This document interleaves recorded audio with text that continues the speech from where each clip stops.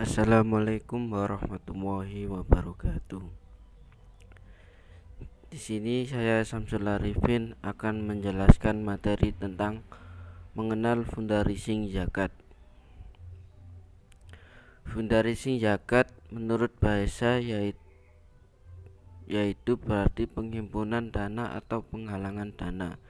Sedangkan menurut istilah, fundraising merupakan suatu upaya atau proses kegiatan dalam rangka menghimpun dana zakat, infak, dan sedekah serta sumber dana lainnya dari masyarakat baik individu, kelompok, organisasi, dan perusahaan yang akan disalurkan dan didayagunakan untuk mustahik. Model fundraising. Strategi fundraising dibagi menjadi dua. Yang pertama yaitu direct fundraising atau penghimpunan secara langsung.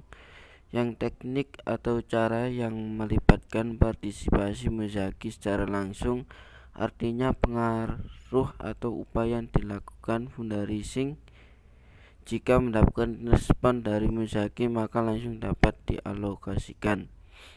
Kedua, indirect fundraising yaitu penghimpunan secara tidak langsung. Teknik atau cara yang tidak melibatkan partisipasi muzaki secara langsung terhadap respon muzaki seketika. Kemudian tujuan fundraising zakat. Yang pertama yaitu menghimpun dana. Menghimpun dana adalah merupakan tujuan fundraising yang paling mendasar. Pengumpulan dana yang dimaksud tidak hanya berupa uang, melainkan berupa barang atau jasa yang memiliki nilai material. Kedua, menghimpun muzaki. Fundraising juga bertujuan untuk menambah jumlah muzaki. Lembaga zakat dikatakan baik apabila memiliki data pertambahan muzaki tiap hari. Ketiga, menghimpun simpatisan dan pendukung. Menggalang simpatisan dan pendukung dibutuhkan citra lembaga yang baik dan bersih. Menggalang simpatisan dan pendukung bukanlah hal yang mudah dilakukan. Membutuhkan sikap tanggap dari lembaga supaya dapat mencapai tujuan yang diharapkan. Keempat, meningkatkan atau membangun citra lembaga.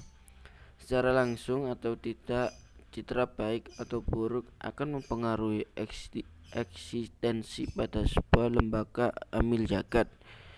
Jika respon masyarakat positif, tentu akan semakin menambah muzaki.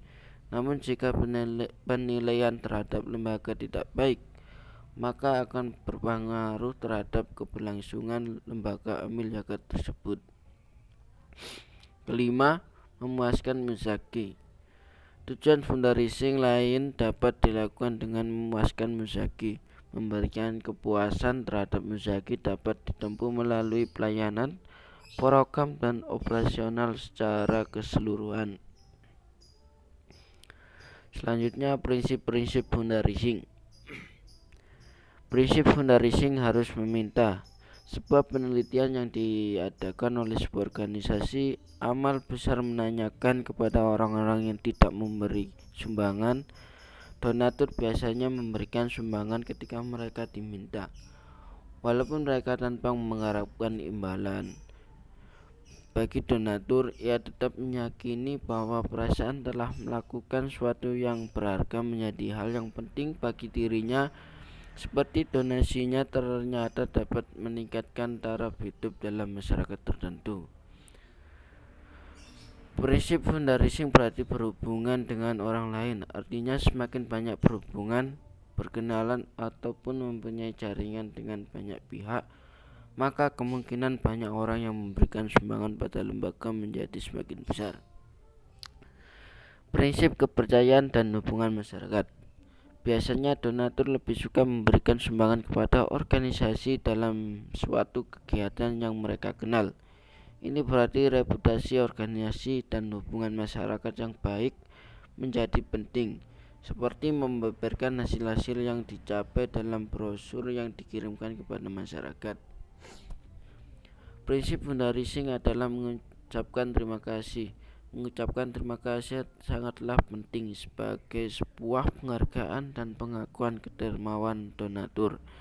jika mereka juga merupakan sebuah tindakan untuk kepentingan sendiri dalam arti yang baik, yaitu donatur menjadi mereka lebih dihargai dari lembaga dan barangkali akan mau memberikan sumbangan lagi secara kontinu. Selanjutnya unsur-unsur fundraising. Yang pertama yaitu analisis kebutuhan, yaitu berisi tentang kesesuaian dengan syariat, laporan dan pertanggungjawaban, manfaat bagi kesejahteraan umat, pelayanan yang berkualitas, silaturahmi dan komunikasi. Kedua, segmentasi donatur atau muzaki adalah sebuah metode tentang bagaimana melihat donatur dan muzaki secara kreatif, baik perorangan, organisasi, dan lembaga berbadan hukum. Artinya perlu melihat segmentasi sebagai seni mengidentifikasi dan memanfaatkan beragam peluang yang muncul di masyarakat. Tidak seharusnya sebuah lembaga zakat melihat masyarakat sebagai pasar secara sederhana yang dapat mengakibatkan salah sasaran. Dengan segmentasi yang tepat, lembaga zakat dapat mendapatkan sumber daya sesuai dengan segmen-segmen masyarakat yang telah diidentifikasi. Ketika identitas profil donatur dan muzaki, hal ini difungsikan untuk mengetahui lebih awal identitas calon donatur atau muzaki itu sendiri. Profil donatur atau muzaki perseorangan dapat berbentuk biodata atau CV. Sedangkan untuk calon donatur atau muzaki, organisasi atau lembaga hukum dalam bentuk company profil lembaga. Keempat, produk. Dalam pengelolaan zakat, produk tidak bisa hanya didefinisikan sebagai sesuatu yang disukai atau tidak disukai, yang diterima seorang dalam sebuah transaksi, tetapi lebih tepat apabila produk diartikan sebagai kompleksitas yang terdiri dari ciri-ciri yang berwujud dan tidak berwujud.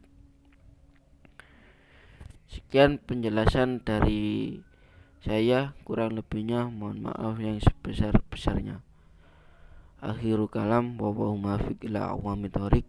Wassalamualaikum warahmatullahi wabarakatuh.